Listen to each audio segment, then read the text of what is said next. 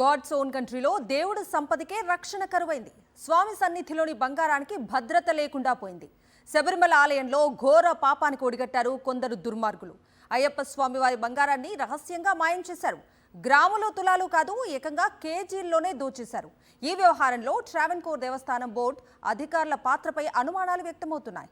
కేరళలోని ప్రసిద్ధ శబరిమల ఆలయం లక్షల మంది భక్తులు శ్రద్ధతో కొలిచే అయ్యప్ప స్వామి క్షేత్రం.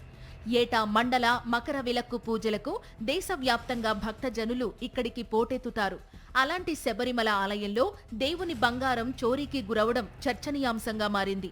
విగ్రహాల తాపడాలపై బంగారం బరువు 4.524 కేజీలు తగ్గింది.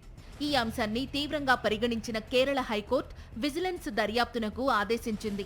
శబరిమలలో గర్భగుడి ముందు ఉన్న ద్వారపాలక విగ్రహాలపై బంగారు పూత పూసిన రాగి తాపడాలను 2019లో మరమ్మతుల కోసం తొలగించారు. వాటిని సరిచేయించి కొత్త బంగారు పూత తాపడాలను అందిస్తానని ఉన్నికృష్ణన్ అనే దాత తీసుకెళ్లారు. అప్పుడు వాటి బరువు 42.8 కిలోలుగా రికార్డుల్లో ఉంది. అయితే మరమ్మతుల కోసం చెన్నైకి చెందిన సంస్థకు అప్పగించేసరికి వాటి బరువు 38.258 కిలోలకు పడిపోయింది.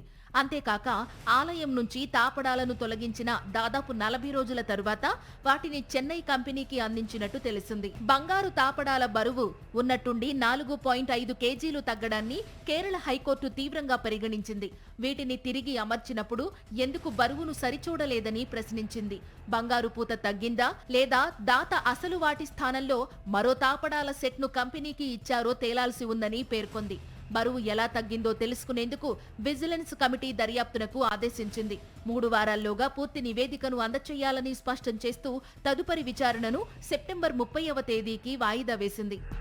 వాస్తవానికి ఈ ద్వారపాలకుల విగ్రహాలను 1999లో 40 ఏళ్ల వారంటీతో ఏర్పాటు చేశారు. అయితే 6 ఏళ్లకే తాపడంలో లోపాలు తలెత్తడంతో మరమ్మతులు చేపట్టాల్సి వచ్చింది.